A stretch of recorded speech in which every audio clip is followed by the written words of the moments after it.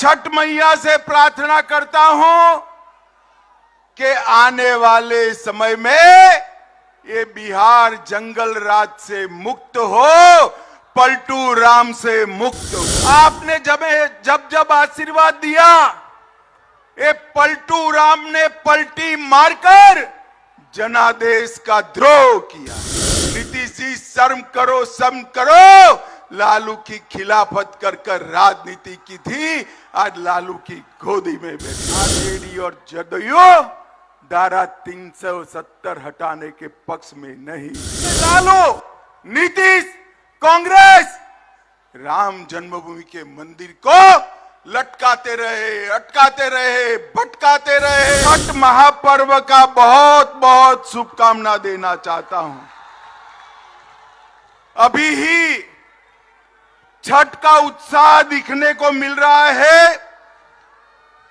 मैं छठ मैया से प्रार्थना करता हूं कि आने वाले समय में ये बिहार जंगल राज से मुक्त हो, पलटू राम से मुक्त हो। 2014 में बिहार की जनता ने मोदी जी को 31 सीटें दी और 19 में 39 सीटें दी। इस बार 24 में एक का कमी रह गया है। 24 में 40 की 40 सीटें मोदी जी की झोली में डाल दीजिए। और मित्रों, इससे भी बड़ा विनंती है कि 2025 में इस बार कमल फूल की सरकार बनानी है, भाजपा सरकार बनानी है। क्योंकि आपने जब आशीर्वाद दिया, ये पलटू राम ने पलटी मारकर जनादेश का द्रोह किया।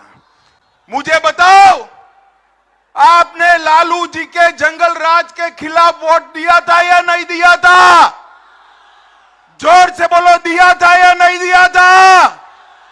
ये पलटू राम प्रधानमंत्री बनने के लिए बिहार के जनादेश के साथ द्रोह करे है और बिहार को जंगल राज की, गुंडा राज की भेंट पर चढ़ाने का काम नीतीश कुमार जी ने किया है। मित्रों, मैं आज यहां आया हूं तब ये पलटू बाबू को कहने आया हूं, आपने बिहार की जनता का जनादेश का द्रोह किया है, परंतु मोदी जी ने 9 साल में इस देश में से आतंकवाद को समाप्त करने का काम नरेंद्र मोदी जी ने किया है।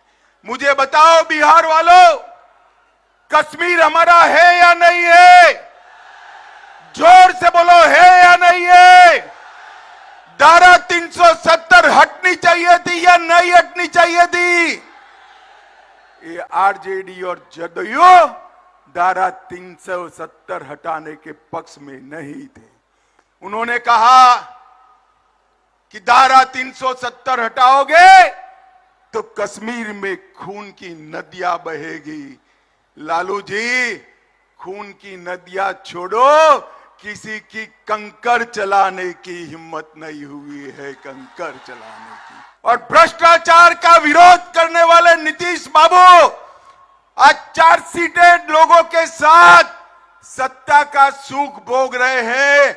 नीतीश जी शर्म करो, लालू की खिलाफत कर राजनीति की थी, आज लालू की गोदी में बैठे हो। माताओं, भाइयों, बहनों, मुझे बताओ, 2G घोटाला करने वाले इंडी अलायंस वाले चाहिए या 5G देने वाले नरेंद्र मोदी चाहिए? मित्रों, ये परिवार की दुकान चलाने वाले लोग हैं। एक को प्रधानमंत्री बनना है और दूसरे को, बेटे को मुख्यमंत्री बनाना है। मैं दोनों को कहने आया हूं, नीतीश बाबू, प्रधानमंत्री छोड़ दो। इंडी अलायंस ने तो आपको संयोजक भी नहीं बनाया, आप कहीं के नहीं रहे। मैंने पहले ही कहा था, आप माने नहीं।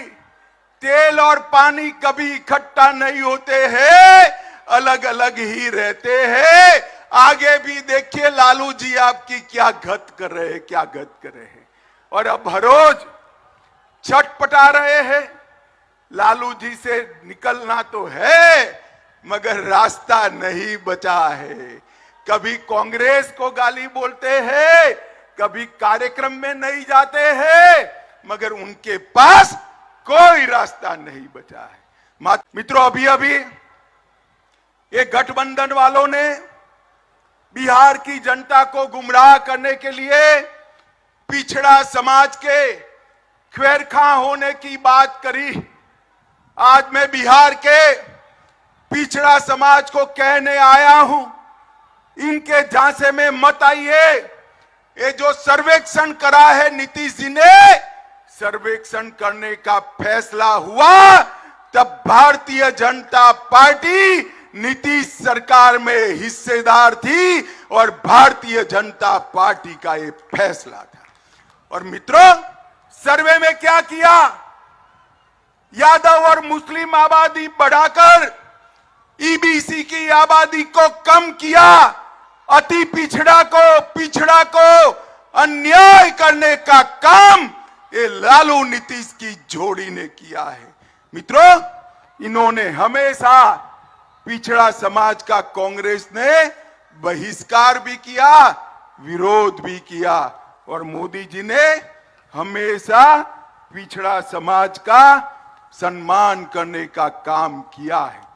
जब सोनिया मनमोहन की सरकार थी, लालू जी वहां मंत्री थे, तब 10 साल में बिहार को 1,50,000 करोड़ रुपया दिया था।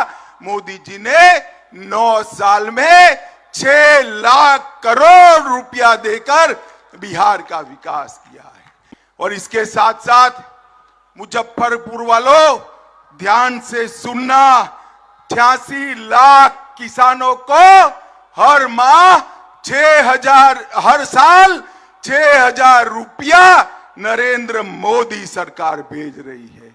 80 लाख गरीबों को, 80 लाख से ज्यादा आयुष्मान भारत के लाभार्थी है। 1.3 करोड़ शौचालय बनाए हैं।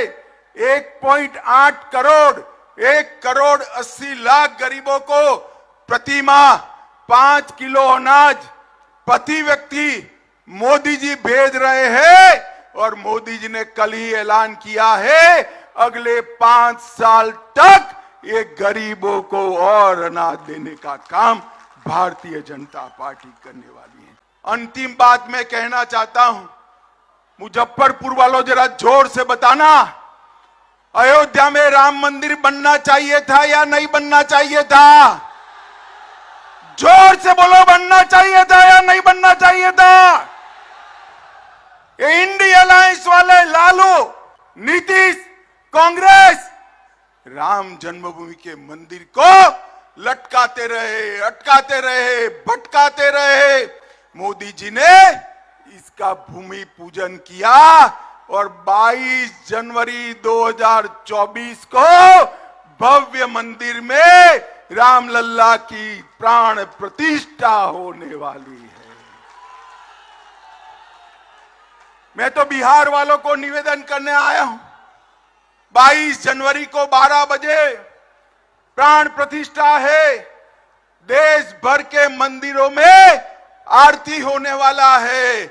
आप भी शामिल होइए और राम लल्ला की प्रतिष्ठा का स्वागत करिए, यही मेरा विनंती है।